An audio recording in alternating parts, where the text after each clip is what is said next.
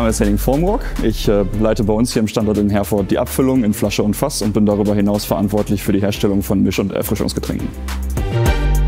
Mit Sitz in Hiddenhausen versorgen wir als Brauerei seit 1878 die Region mit unserem Herforder Bier. Wir haben uns 2023 dafür entschieden, massiv in die Zukunft unseres Standortes zu investieren. Und ein wichtiger Meilenstein war eben die Investition in moderne Abfülltechnik. Ja, also wir haben uns in Herford für Krones entschieden, weil wir uns auch abseits des aktuell kriselnden Biermarktes eben für neue Getränkesektoren eröffnen wollen, also Mischgetränke, Erfrischungsgetränke, und Krones war an dieser Stelle eben direkt unser Wunschpartner, weil die eben entsprechende Lösungen für unsere Herausforderungen bieten.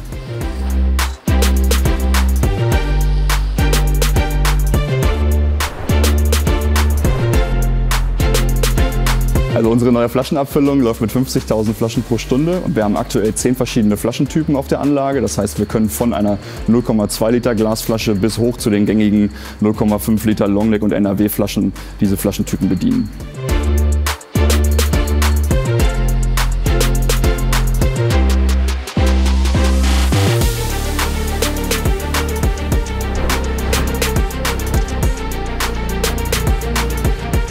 Wenn man Maschinen aus der Linie hervorheben wollen würde, wären das in meinen Augen 2. Das ist zum einen der Füller, eben aufgrund der Herausforderung, dass wir uns jetzt nicht mehr nur auf unsere Kernkompetenz Bier verlassen, sondern eben auch im Erfrischungssegment quasi vorrücken, wo wir Anforderungen von teilweise bis zu 11 Gramm Kohlensäure haben, was gegenüber 5 Gramm Kohlensäure beim Bier schon eine immense Herausforderung ist. An dieser Stelle ist auch eben nochmal die Flexibilität eben hervorzuheben, die für uns immens wichtig war. Also kurze Rüstzeiten in Kombination eben mit möglichst einfachen Umrüstarbeiten für den Bediener.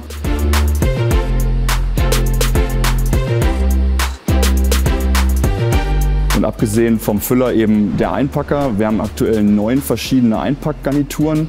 Wenn man vor der Maschine steht, fühlt man sich, als ob man vor einem Einfamilienhaus stehen würde. Also wir haben durch den automatischen Garniturenwechsel haben wir eben ein sehr großes Magazin bis in den 3. Stock hoch und das ist sehr beeindruckend.